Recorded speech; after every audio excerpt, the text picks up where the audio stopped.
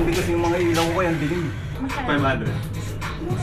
Pero ano lang tayo, hindi ito original. Malayo ka pa lang, tinatanaw ka. Pero ang ganda nga ba? Ang ganda. Mga animal kayo. Galit na yun eh. Kasya naman yan. Let's go na. Wala. Dala ka ulit ng iba ha. Tirahin na natin to. SP490. Siyempre guys, alam nyo na. Well, hindi naman ako kumukuha sa iba na malulupit. Hot Bale supplier lang ha. Order kayo sa kanila. Yan. SP490 Adventure Tech Inc. Made in USA. 1.0 na kaagad na ako ang gagamit. Adventure Tech. Search ko nga. Ay putya, akin na to. Mahal siguro nito. Grabe yung quality. Windbreaker siya.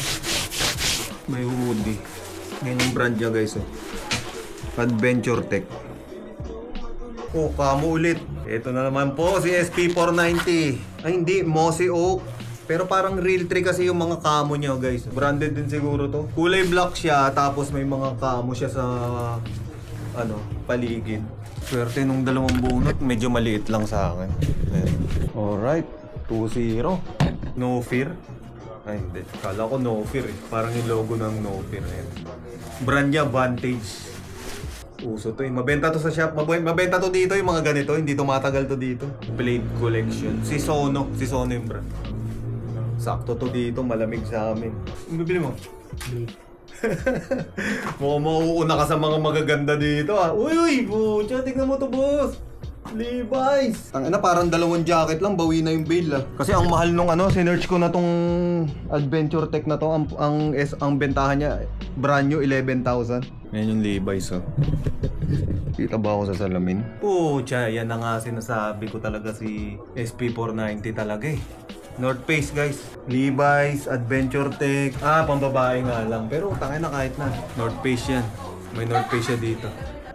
Under Armour. May logo siya dito. Ayan yung tag, Under Armour. Ayun na, 5 piraso pa lang ata. Bawin-bawin na ako sa SP.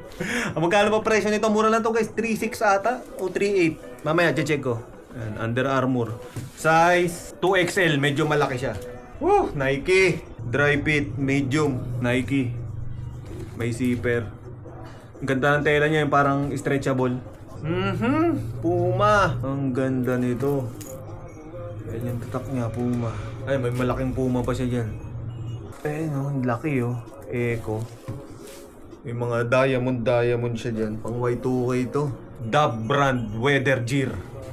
Ito maganda pang motor. Ayan waterproof. Ang brand niya, Dub brand.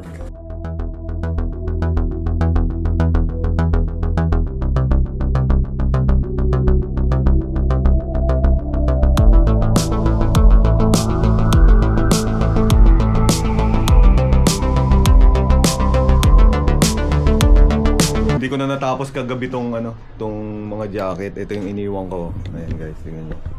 So tuloy natin tong sa SP490. Ayan na, sinabit ko na yung iba. Yung iba hindi ko na hinanger kasi wala na akong hanger, kakapusin. Pero konti na lang yan. Pero puro solid pa rin yan. Ito yung mga naiayos ko. Umpisahan natin dito. Ito may cute dito eh. Ayan ang Nike. Alam ko pambata to o pambabae. So ito Under Armour na windbreaker yung ibang part ng tela niya. Tapos ito parang stretchable na cotton. Tapos ito parang ayokong ibenta to. Ang ganda i-display.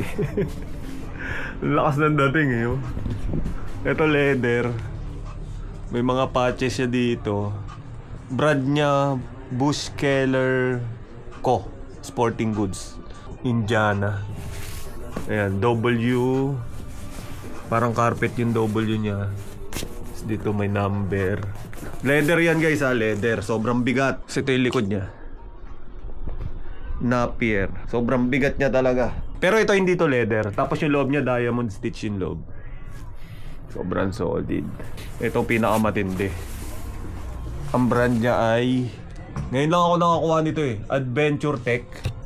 Ayan brand niya guys Adventure Tech. Windbreaker siya na camo. Chinek ko yung presyo nito online. Grabe, sobrang mahal. Hindi ko alam kung ipi-PSG ko to or siguro pag may nag-offer sa akin na maganda-ganda bibitawan ko to. Pero ang sarap, saktong-sakto sa akin eh. Tapos ito Levi's na parang planel siya. Solid din ito. Ayan yung tatak niya. Size XL. Tapos merong dalawang North Face. Ito pambabae ito. Tsaka windbreaker na North Face din. Pambabae rin to. Eco Unlimited. Na yung sinabit ko sa taas. Itong solid nito kaso sira yung zipper eh. Dalawa yung Eco Unlimited. Ayun yung brand niya. May Eco siya dyan. Ganda. Parang nakakuha na ako nito dati. Ito yung isa. Solid sana. Yun lang zipper problema. Siguro bibenta ko na lang ng mura yung mga yan. Adidas. Windbreaker na Adidas. Wala siyang hood. Old Navy. Ito akala ko Nike. Ducks. Oregon Ducks. Ano siya? Hoodie. Hindi siya pa windbreaker. Campus Heritage yung brand. Ito pambabae. Skechers. Skechers pambabae ito. Old Navy. Zipper jacket. Kapal. Weatherproof original vintage. Branded to. Itong weatherproof original vintage. Sono. Ito planel. Ganda. Ito Nike Dry Fit. Ayan, Nike Dry Fit. May check siya sa gilid. Ito solid to. Hindi ko alam to ngayon lang ako nakakuha nito eh. Mossy Oak. Para siyang real tree. Ayan o. Nike na Dry Fit ulit. Ang daming Nike. Ito good size to. Puma. Puma. Ayan, ganda rin ito. Ganda rin ang size. Adidas. Ito medyo maliit, small size lang, sayang. Ito pang camping, pang akyatan to. Brookings, Oregon, USA nakalagay. Ito Dove brand. Ito maganda to pang motor. Waterproof to. Halata oh. Yung iba hindi ko na inayos guys kasi ano, wala na akong pwesto. Ayan, punong-puno na dito. Pero nasa ano to, siguro mga 30 to 40 pieces na mabibenta ko pa to ng 100 pesos to 150. Mga Varsity, Chaleco, may mga Old Navy pa rin dito eh. Siguro 30 to 40 pieces yan, hindi ko na papakita. Ito mga windbreaker, ito mga hinahanap talaga dito. Ayan, ba hindi ko alam mga brand, CSG. Ito Chaleco, Reebok, solid to, Reebok, windbreaker na Reebok. Ito Nike ulit, Dry Fit na windbreaker, kulay green. Columbia, ang dami rin palang Columbia, kaso mga small size. Pambabae. Columbia. Windbreaker din yan. Ito Columbia ulit. Ito solid din to, maong. Stush ang brand, vintage denim. Ganda ng design. Land's End. Ito pang lamigan to. Ito ano to, windbreaker din na kulay black, makapal din. Ito medyo nabubura na yung tatak. Windbreaker din. Ito hindi ko alam kung ito yung Golf Wang. Golf na brand. Pangalan to, nakalimutan ko. Yung negro na rapper. Hindi ko alam kung yan yung sa kanya yan. Ito Uniqlo. Ito pambabae. Ito ano to? Ito ang kulit eh oh. Windbreaker na polo shirt pala. Windbreaker na polo shirt. So yan guys, ang laman ng SP490. Hindi ko na napakita iba. Ito pa pala Adidas. Hindi ko na i-hanger. Ayan. Medyo bura na yung Adidas niya pero 3 stripes siya. Ito Nike. Ito mga hindi ko na naihanger eh. Ito pang office, pang pogi. Ito ang ganda ng kulay brown.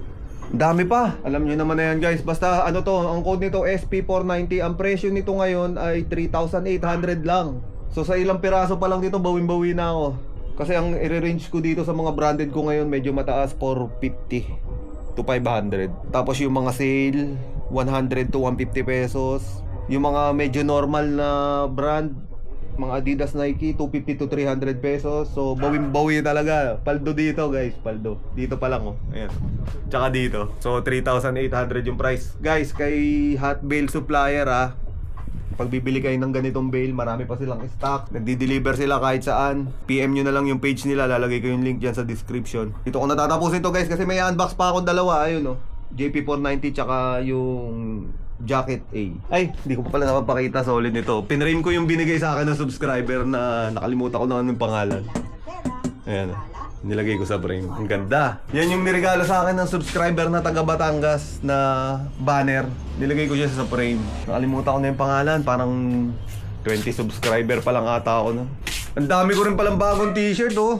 Grabe, puro essentials to mga to. Yan o. Essentials, Fear of God, Bathing Ape, Jordan, Nike. Ito, Fear of God to, jacket, t-shirt. Hindi ko pa to napopost eh, pero pag pinost ko to, sold na kagad to. Hindi nyo na rin maabutan to. Ayan, Fear of God. So, yun lang guys. Maraming salamat.